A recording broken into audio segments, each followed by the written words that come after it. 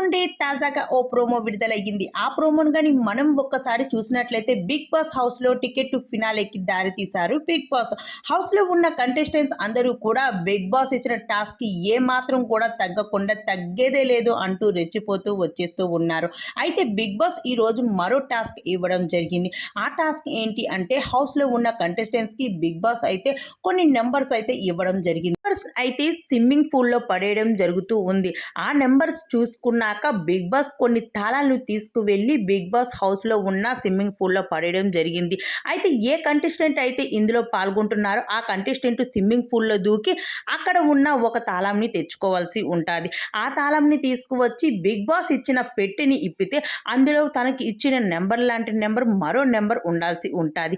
అదే నెంబర్ గాని ఉంటే అక్కడ బిగ్ బాస్ హౌస్‌లో ఉన్న కంటెస్టెంట్ తను విజేతగా నిలుస్తాడని బిగ్ బాస్ అయితే చెప్పుకొచ్చారు. దాని తర్వాత మొదటి ఫైనలిస్ట్‌గా కూడా అడుగు పెట్టేస్తారని మరో బంపర్ ఆఫర్ ఇచ్చేశారు.